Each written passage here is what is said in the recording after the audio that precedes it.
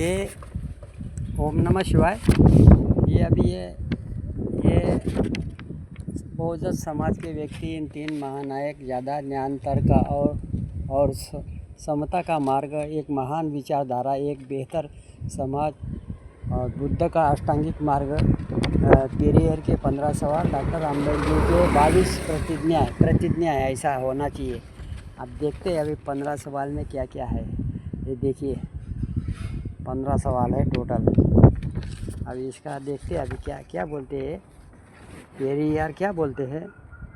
15 सवाल। क्या ईश्वर ने मनुष्य को बनाया? ईश्वर ने मनुष्य को नहीं बनाया, प्रकृति से मनुष्य का जन्म होता है, बराबर। ये प्रकृति सब सारा कार्य करती है और उसको चलाने वाला खाली शिव होता है। क्या ईश्वर एक है या अनेक?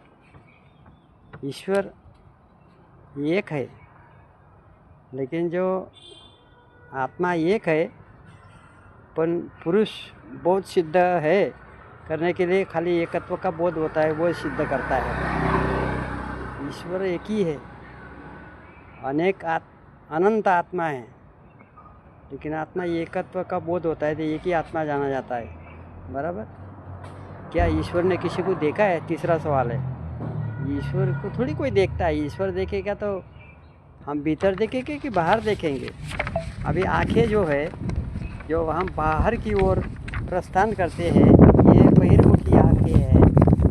ये जो ज्ञान इंद्रिय है बहिर्मुखी है, बहिर्मुखी दिखेंगे, प्रकृति से जो दिखता है वही देखेगा। अगर अंतर्मुखी होगे तब ईश्वर देख पाओगे। देखने का सवाल नहीं, इसमें जाना जा सकता है, ऐसा है। अभी क्या ईश्वर को किसी ने किसी रूप में देखा है? यार रूप में तो है, रूप में तो स्वरूप है। क्या सभी धर्म सत्य है? या धर्म सत्य है, बराबर। क्या वेद पुराण और शास्त्र द्वारा नहीं लिखे गए? 7 नंबर का क्या बोलता है? क्या वेद पुराण और शास्त्र मनुष्यों द्वारा नहीं लिखे गए?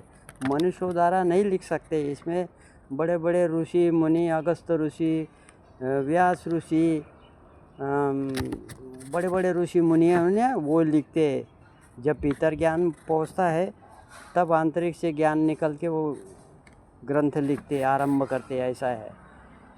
मनुष्य ही है वो भी, मैं भी मनुष्य ही हूँ, इसमें कोई संदेह नहीं है। क्या धर्म के नाम पर मनुष्य में भेद करना उचित है? हाँ, तो भेद तो आप तिरस्कार करते हैं ना। मनुष्य तिरस्कार करता है, एक दूसरे का तिरस्कार करना। मनुष्य सब एक ही है, प्रकृति अलग अलग है, इसलिए तिरस्कार हो जाता है।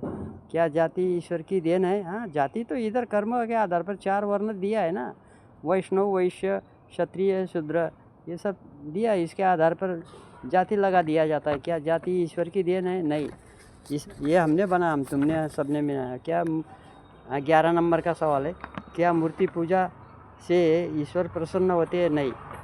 ये क्या पराविद्या अपर विद्या, अभी शंकराचार्य ने लिखा है, मैं भी अभी ग्रंथ लिख ही रहा हूँ मुक्त होने का। अब जब मुक्ति की भाषा कोई बोलता नहीं, ये सरल भाषा है, बोलने के लिए बहुत सरल है, लेकिन ग्रहण कोई करता नहीं ना, ये बात हो जाती है, ये बराबर। और क्या स्त्री और पुरुष एक समान नहीं है? क्या स्त्री और पुरुष समान नहीं है? ये 10 नंबर का है।